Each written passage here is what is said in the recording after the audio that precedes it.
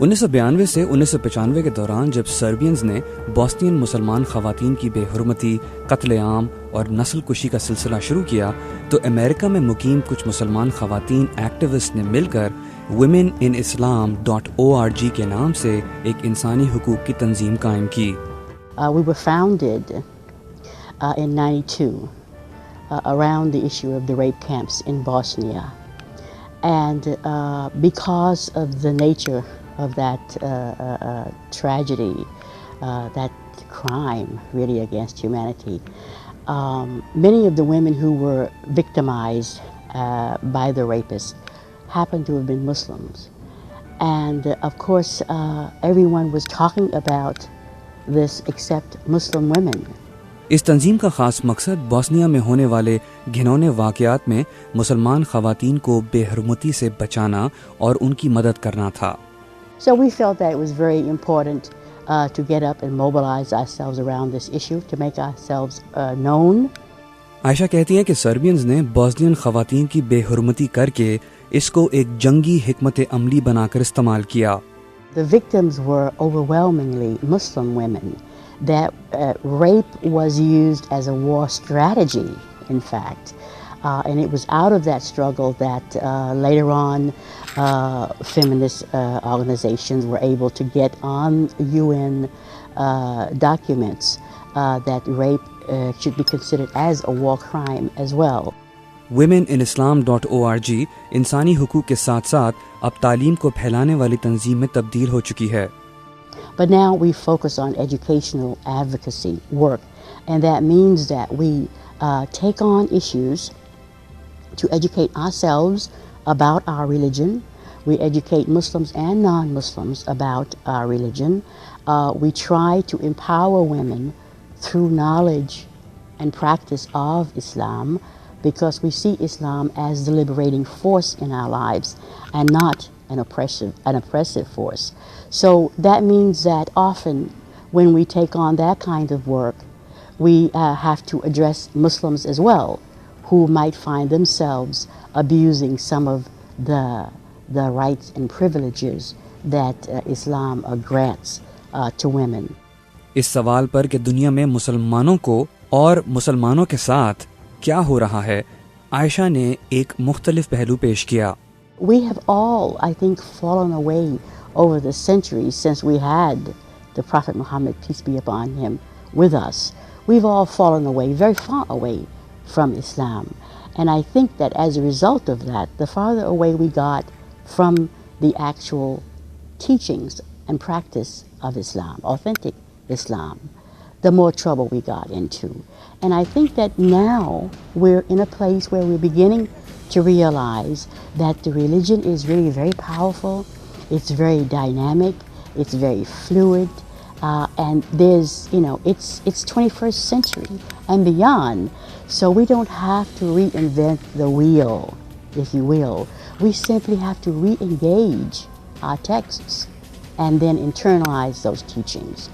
आयशा ये भी कहती हैं कि मुसलमान उम्मा के मसाइल आज के नहीं, इसका एक गहरा ताल्लुक नौआबादियाती दौर या कलोनियलिज्म का भी है। I think that it is a global problem in our ummah, you see. And I think that the colonial experience has a lot to do with it as well. But in simple language, we have simply just fallen away from the religion. We're ignorant of the deen. I mean, culturally we are Muslims, but very few of us, not enough of us, know enough about the basic tenets of the religion and what it means to practice that in our daily lives. बकौल आयशा के इस्लाम में आज इतनी फ़िरकावारियत की वजह भी इस्लाम के असल पैगाम को भूल जाना है।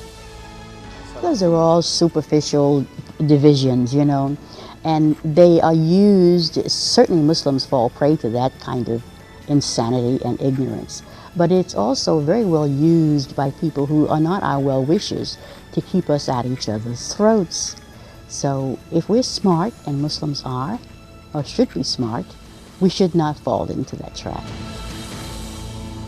आखिर इस्लाम में ख़वातीन का असल किरदार है क्या? The role of women in Islam is to empower women in Islam through authentic knowledge and practice of Islam. And by doing so, we not only empower women, but we empower the Ummah, because it is the women who transmit knowledge and culture to future generations. क्या ये सच है कि अगर एक मुसलमान औरत हिजाब नहीं करती तो वो सही मुस्लिमा नहीं कहलाएगी? There is no substantiation in any of our texts that would make that kind of statement, either in the Quran or any of the other authentic teachings of the Prophet Muhammad, peace be upon him. There's no such statement. Ayesha कहती हैं कि हिजाब पहनना या ना पहनना औरत की अपनी पसंद पर मुनसर है, ना कि किसी के जोर पर. There are other societies and based on their madhabs that say it's fard for a woman to wear the niqab or the face veiling. There are other madhabs that don't say that. So I think again that if women have the choice, and I know that most of the time it is not a choice, it is forced upon women not only to wear the niqab but to cover in general. And it's not equally enforced on men, which is a basic injustice, you see. So I think that, again, if we get at the root of the teachings, we will see how beautiful and graceful and gentle Islam is. It's about educating ourselves and our children so that when we raise up future generations, we don't perpetuate, our own oppression. कुछ फ़िक़ों का कहना है कि इस्लाम में ख़वातीन का मस्जिद जाना सही बात नहीं. क्या ये दुरुस्त है या कोई गलत फहमी?